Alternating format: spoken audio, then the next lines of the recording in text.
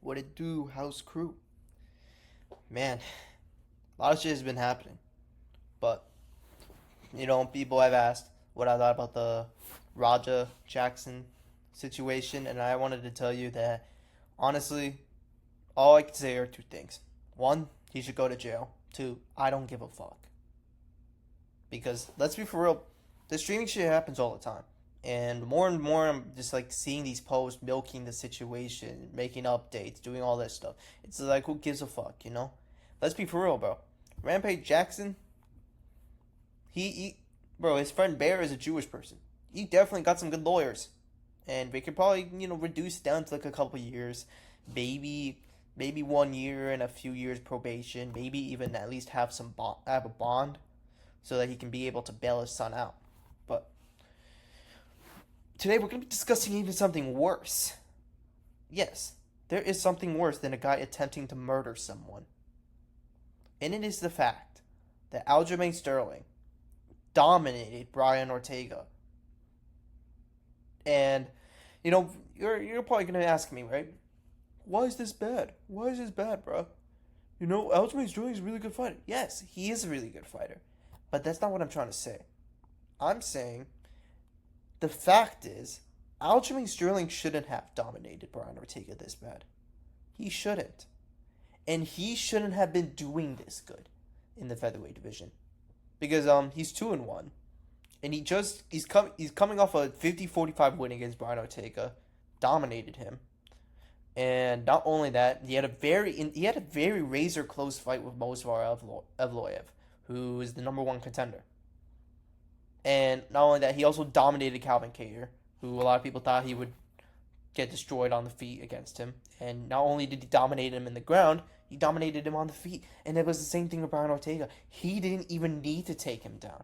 I was thinking, oh shit, Brian Ortega's boxing might be able to overwhelm Aljamain Sterling, and this would be a grappling fight. But it wasn't. It was a 5-round striking fight, and he dominated him. Now, I'm not trying to hate on Aljo here, because this is not what the point of the video is. So let's go back to what we used to think, right? So, when Volkanovski and Max Holloway were running this division, right? There was a lot of narratives, and one of the narratives was that the 145-pound division was the most stacked division in the UFC. Because for a long time, the 155 division was seen as this premier division. The 135 division had some popularity. 125 was seen to be the most talent skilled division at some point. But a few years ago, maybe even less time, I don't know, I don't remember. 145 pounds was seen as the premier division because it had Volkanovski, who was the dominant champ at the time, Max Holloway, who was a former champion dominating all these contenders. Then you have Brian Ortega and Yair Rodriguez and Calvin Kattar and TKZ and Dan Ige was up there a little bit and Cub Swanson and all these other guys, man. Zabit Magomed Shapirov, he was there as well for a bit. Jeremy Stevens. There were so many quality, talented fighters in the 145-pound division. It was seen as this premier division as something as, and I remember there's one person, I think was it MMA Guru? I don't know. It was someone said this, right? They said 145-pound division was the perfect division because it had the skill, but you also had the brutality. People could hit hard there, and they could get knockouts. But you had the skill to where you will see brilliant exchanges on the feet, brilliant scrambles on the ground, like we saw, and we saw talented grapplers and talented strikers fight against each other. It was seen as the best division. But I think that's over. I honestly think 145 pounds division fell off so much. I don't think it's even close to the third most stacked division anymore. And I think this fight kind of did blow my mind a bit because, let's be for real. Okay, before we do that, right? Let's look at the scorecards. So, Brian Ortega and Aljamain Sterling. The fight wasn't even close. I thought it would be very competitive. I thought it would be like a 48-47 or 49-46 Aljo. I thought Aljo would have been able to win because of his superior wrestling and the fact that he's able to scramble more than Brian Ortega. But the fact is, this was a 50-45. And I know there was the complications about the weight cut and all that stuff, but this was at a catchweight bout. Aljamain Sterling was not preparing for 5 rounds, so there were complications on both sides. But it's not what I'm trying to say, right? Um, I'm I'm kind of shocked because Aljo should not have looked good on that feet against Brian Ortega. I thought Brian Ortega was the superior striker. I thought he had at least really good striking. That he could hang with some of the best. He had some good boxing. But no, he just got embarrassed. And I used to think, oh no, Volk was a better striker. No, Max was obviously the better striker. Lopez was the better striker. But now I'm just thinking, Brian Ortega just has ass striking. His striking just sucks. And you know how I knew? Because he got outstruck and completely dominated on the feet against Aljamain Sterling. Who, let's be real, I'm saying this as a hot take, but it's not a hot take. Aljamain Sterling had some of the worst striking in the bantamweight division. I'm gonna be for real. If it weren't for Aljamain Sterling's grappling being so far ahead of many others, he would have never become champion in the bantamweight division. He would have never beat someone like Peter Yan if he didn't have that grappling edge. His striking is not good. It still isn't, honestly. Let's be for real, Aljamain Sterling's striking has improved. And I think he does hit harder at 145, and he's a lot faster and a lot more stronger. But his striking isn't that good enough to be able to compete with a Volk or a Lerone or a Diego Lopez or anything. But I'm just starting to think, it's like, Brian Ortega was a number 5 ranked guy in the featherweight division. Hell, let alone last year he was number 3. And then you see the other contenders in the division. Yair Rodriguez is number 3 in the division. He's number 3. Then you got Diego Lopez, who... Diego Lopez is good, but for him to be ranked so high just says a lot. And it just started to make me think, because you look at the rankings, right? Right here. You look at it. So we got Volkanovski as the champ, right? Mosvar, Diego Lopez, Yair, Lerone Murphy, Brian Ortega are in the top 5, right? Well, I don't think Brian Ortega is in the top 5 anymore. I think it's Aljo now. But you look at this, and you start to realize, damn, 145 sucks now. You look at the 2 guys who would have given Alexander Volkanovski a loss, moved up to lightweight. Max Holloway and Ilia Topuria were the only guys who could have taken that belt from Volk. And now that they're gone, who is taking the belt from him? This man is 37. The fact that he became champion is actually surprising, because I don't think anybody expected him to be a guy like Diego Lopez. But he outclassed him. He outclassed him everywhere. Diego Lopez was seen as a dangerous contender, was destroying everybody. He was coming off a huge performance against Brian Ortega. And people were thinking, yeah, this guy might be Volk. He might be Volk. Yeah, I think Volk's time's done. These contenders are dangerous, man. And then Volk hasn't fought in a year. He's 37. He's still chinny from the fact that he got knocked out twice in a row. Dominates Diego Lopez. Dominates him. I know people like to say it was 48-47. I had it 49-46. And honestly, I think apart from the drop in round 2, Diego Lopez did not have that many moments in the fight. And then you look at Mosvar, and Mosvar is the number 1 contender, and it makes sense. But you got to realize the guy had split decisions against Arnold Allen and Aljamain Sterling, who honestly arguably beat him. And apart from that, he's not beat anyone actually good. Right? Now, I'm not saying 45 is trash division, but it's just not as stacked as it used to be. It isn't. When Ilya and Max left, the division is just... Volkanovski's never losing the belt in this division. That's how I know it's not that stacked. Volkanovski's never losing this belt. Because, in my opinion, I think Mosvar, I'm gonna be real. People think Mosar's gonna give him a tough fight. I think Mosar's the easiest fight for him.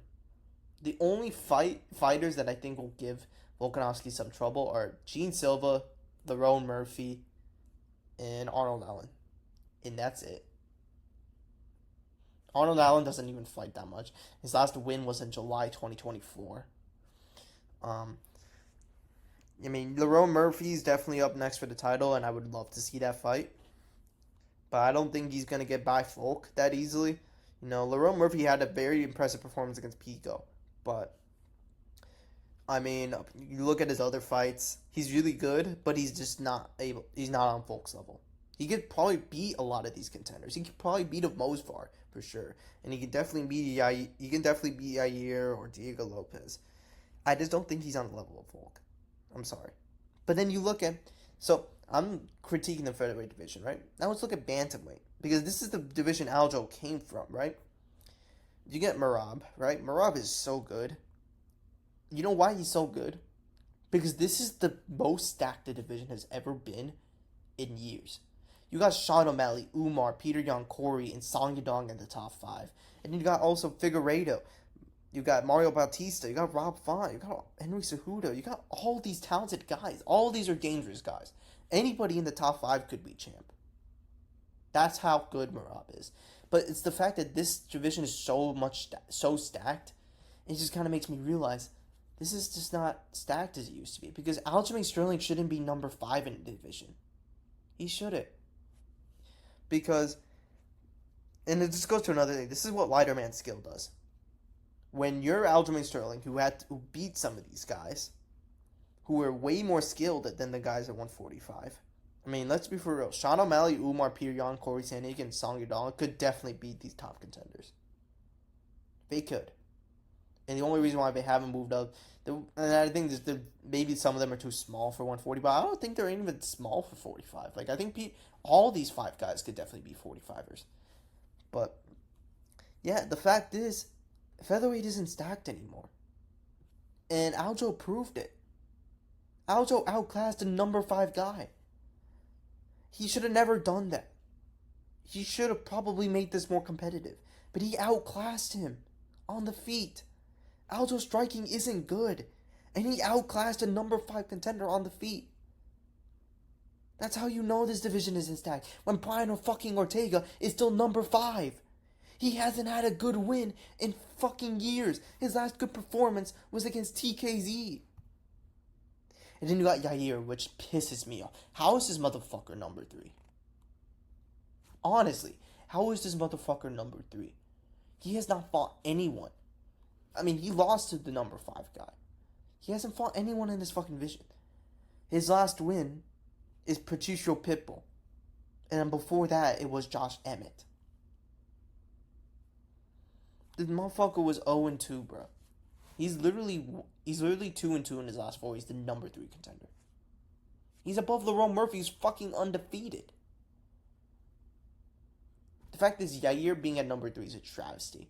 And it also shows just how less the division has gotten. Like, I'm gonna be for real. It was shocking to see this, but, Aljo calling out Alexander Volkanovski, right?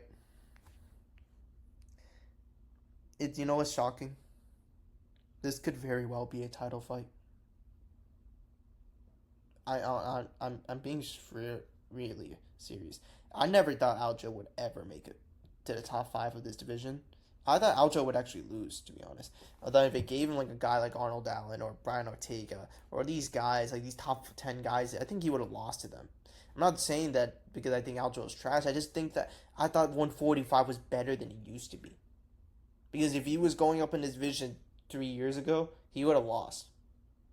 But now, the division is worse than it was before because all the good guys left. I mean, Ilya Max left. There is no one else for Volkanovski to beat. Because you know why? He fucking cleared the division. He already has wins over Diego Lopez and Yair Rodriguez and Brian Ortega. He already has wins over these guys. And then you look at Mosvar, and then you look at Lerone Murphy, and then you look at Arnold Allen and Aljo. It's like, are these the guys to beat Volk? Really? These are the top contenders? Now, I'm gonna be for real. I think I'm. If you think this video is kind of stupid, I don't blame you if you want to click off and don't want to watch this shit. But this is just a rant because I just think that I think Volkanovski got lucky. I'm gonna be for real. The fact is, when Ilya and Max left this division, that's Volkanovski's only threats to losing the belt were gone when those two guys left the division. If Max stayed down to 145, he probably would have beaten Volkanovski the fourth time. I'm going to be honest with you. I think he would have. But now it's like you got Mosvar as your number one contender. I don't get the hype. Mosvar cannot finish anybody. Volkanovski has very good wrestling. He also has really good striking. He would dominate Mosvar. Bad. He would dominate him. He already beat these two guys. I think he beats Lerone Murphy, to be honest. Like, I don't think on the feet it will be so dominant. I think on the ground he'll definitely take down Lerone Murphy and control him just like he did against Yair. And for Aljo, I'm for real. If Aljo ever gets a title shot, he is never winning that belt as long as Volk is champ. For Aljo is never winning that belt as long as Volk is champ. So, in my opinion, this is the worst the division has ever been. And I'm going to say, like, I think 145 fell off. Like, Aljo just humiliated a number 5 contender. And then you look at the other guys, it's just like, I mean, Yusuf Zolal is in the fucking top 10. Are we really serious? I think Giga Chikate is like 0-2. He's still in the ranked. He's 0-2, and he's ranked. Oh, I forgot. David Onam is ranked? Oh no. He beat Giga. I forgot, yeah. No, but, yeah, Yusuf Zolal being number 9 is crazy. You know how I know this division's fell off? Josh Emmett's still ranked. I'm just saying, when you look at this 145 division, it is not the same division it used to be. Like, I know, like, I think 155 is low-key falling off too, but you look at the rankings, you look at these things, look at the divisions, bantamweight and flyweight are at the best they have ever been in so long. This is the best they've ever been. This is all super insanely stacked. Then you look at welterweight, insanely stacked. You look at middleweight, there's so many contenders. Like, it's more stacked than it's been in a while. Then you look at light heavyweight, it's not as good as these other two divisions, but there's some movement. Granted, Johnny Walker did KO literally the only good prospect in the division. But, I mean, there's other prospects. There's this guy. I mean, Dominic Reyes is making a bit of a title run, but I'm going to be real, light heavyweight's not as good. Heavyweight's always been shit. I'm going to be real. Heavyweight's been shit for so long. I know. I'm going to be honest with you. Heavyweight has never been good. That's my hot take. It has never been good. Because people like to say, oh, what about the Brock era? Tom Aspinall would have lost. No, he fucking wouldn't. I mean, when Brock Lesnar is the fucking champion, yikes. Because, I mean, look at the top contenders. There was Brock Lesnar, there's Frank Mir. Frank Mir is more of a BJJ guy, and that's really it. He has some good striking, but that's really it. Brock Lesnar, very good wrestler, can't strike for shit, and has no cardio. And then you look at Mark Hunt, he was just a knockout merchant, and he was a top contender. Like, heavyweight has never been stacked in talent. I think in terms of like what heavyweight is now, yes, I would say heavyweight's still shit. But I'm not gonna be like, say heavyweight used to be better, because it hasn't been better. It's just been shit the whole time. There hasn't been a golden era of heavyweights. I think it's just nostalgia. A lot of these guys started watching the UFC like early 2010, and all these guys when the Brock Lesnar was coming up, or these guys, and they kind of just look back in it in a better light, like the rose tinted glasses. Heavyweight's always been shit. It's always been full of blobs or guys who were able to get away with a lot of things. Mark Hunt had no ground game, and he got exposed for it later, but he was able to become a top contender because of the fact that he could just knock out people because nobody else knew how to grapple. At least in this division, at least there's some skill. At least you can see good strikers and good grapplers and good wrestlers and good. There's some good guys. There's some guys who can specialize in these things. Walter Walker's ranked, and I think he should be ranked higher than some of these guys because he's had some very impressive wins. I think heavyweight's still not stacked. I think it's pretty shit. I mean, you look at the women's division, 135 sucks. And 135 sucks. 115 is actually pretty good. I think it's in the best good shape right now. 125 is also in decent shape. It's not as good as 115, but it's definitely in good shape. I mean, I don't like the fact that Eduardo Mora is ranked, and so is DJ Aldridge. But I mean, 115, very good. And then you look at these divisions, right? 145 just ain't it. 155 ain't it anymore. These divisions used to be the best, and now they're not. So,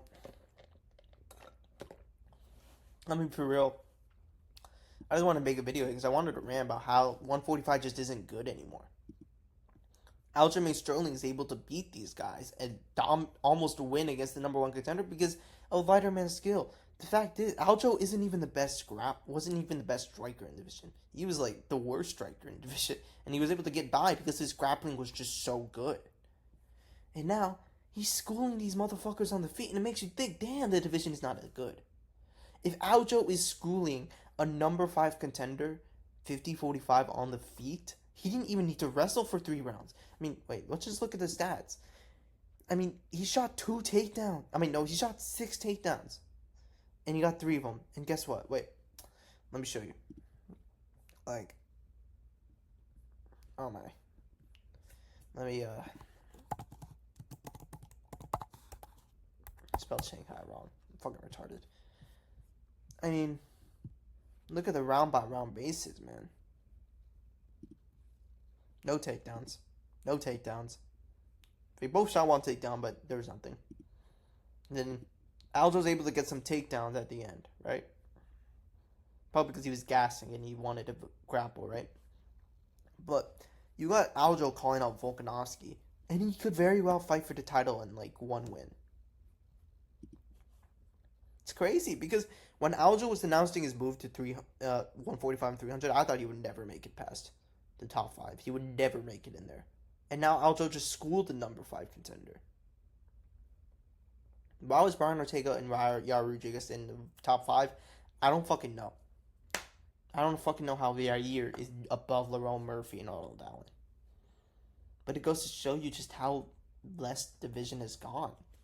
When Volkanovski has such a foothold on division at the age of 37, you gotta start asking some questions like, is this division as good as it used to be? Are we being for real here? But man, it's fucking insane. I mean, 135, 125, and 170 are my favorite divisions right now. That is the fact. I love watching any fights on these divisions because they're so stacked. And I mean, you look at the top 5 here; it's insanely stacked. You got 3 former champs here. You got an undefeated guy and a guy who's only lost to a champ. And then you look at the bottom, and it's a lot of these guys too: Carlos Prates, Michael Morales, Ian Gary, Joaquin Buckley. I mean, damn. The top 10 is stacked. And you even got these guys. Bro, if you look at the top 10, it is so insanely stacked. You would never see this in the middleweight division. And then you look at here, it's also stacked too. I don't know, man. 145 sucks now. And I'm not saying that 145 is a trash division, but it's just not as good as it used to be. And I think Volkanovski will defend the belt a couple more times. I think he will definitely make easy work of both Mosvar and Lerone and Yair. He will definitely make easy work. And I'm going to be honest with you, I think Gene Silva will be the champ. I think Gene Silva will take that belt, and he will be the first Fighting Nerds champ. Because Gene Silva is going against the number 2 guy. You know Gene Silva is getting the title shot after Lerone Murphy. I think what will happen is Volkanovski will get 1 more defense, right? He'll get 1 defense against Lerone Murphy. Maybe another one against Mosvar if Gene Silva won't be able to fight in time. But I'm thinking 1 more defense against Lerone Murphy, and then he's going to retire. And then we're going to have Mosvar versus Gene Silva for the title. Pretty simple. Because Volkanovski really just has nothing else to do in this division. He cleared it. He can retire right now, and he would still be considered a top 10 of all time. It's just true. If he gets one more defense, he's top 6. And it's easy to say, he is getting another defense. He could get 2 more defenses. He could easily beat Mosfar and Lerone Murphy and Arnold Allen. Gene Silva is his only threat, and let's say Gene Silva doesn't beat Diego Lopez. Imagine if Diego Lopez wins. Alexander Volkanovski is getting 2 more defenses. Easily. So, yeah, that's my thing. I think Aljamain Sterling exposed how bad the 145 division is now. I think Ilya and Max leaving kind of left a gaping hole, and now you got Yair in the top 3. Yair, the motherfucker, the fucking Mexican rat. He's in the number 3. Are you being for real, y'all? But that's just a rant. Anyways, see you in the next one. And no, I'm not talking about Roger Jackson.